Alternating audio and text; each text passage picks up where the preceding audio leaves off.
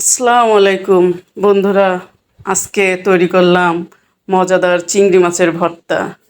কে কে খেতে পছন্দ করেন? আর ভর্তা বাটার পরে পাটায় এভাবে ভাত মুছে খাওয়ার মজাই আলাদা। এরকম কে কে খেয়েছেন কমেন্ট করে জানাবেন। অনেক মজা। আসুন এখন আমি কিভাবে ভর্তাটা করলাম আপনাদের দেখাই। প্রথমে চিংড়ি মাছগুলো ভেজে নেব।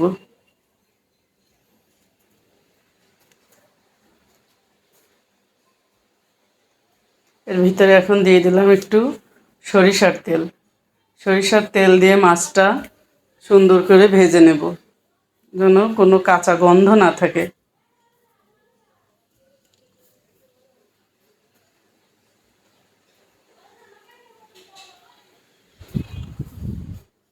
মাছ ভাজা শেষ, মাছটা ঢেলে নিলাম।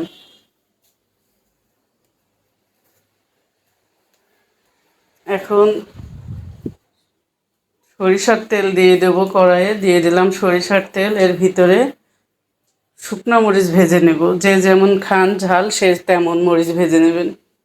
আমি ভালোই মরিচ দিছি, প্রায় 8-9টার মতো মরিচ ভেজে নেব।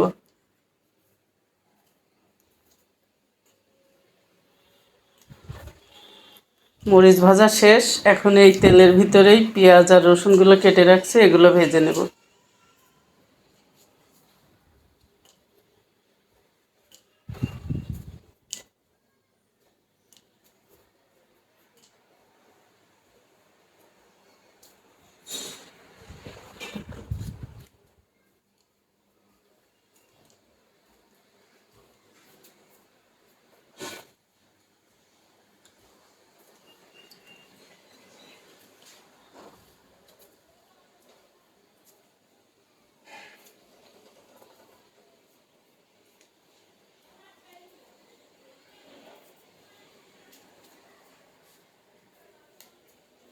সবগুলো ভাজা শেষ।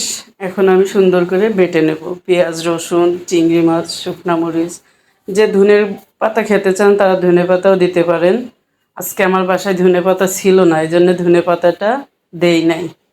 এখন পেঁয়াজ, মরিচগুলো, রসুনগুলো সুন্দর করে বেটে নিচ্ছি।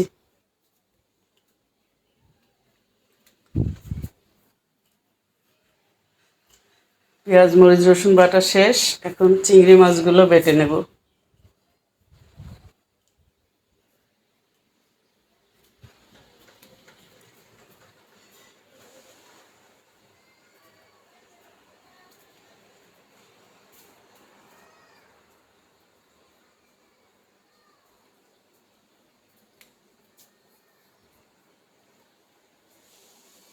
সবগুলো বাটা শেষ। এখন মশলার সাথে মরিচ, পেঁয়াজ, চিংড়ি মাছ বাটাগুলো সুন্দর করে আবার বেটে নিয়ে মিক্স করে দেব।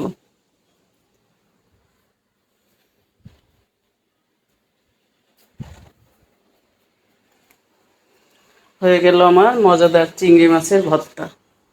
এখন 1 প্লেট ভাত নিমেষেই খেয়ে নেওয়া যাবে।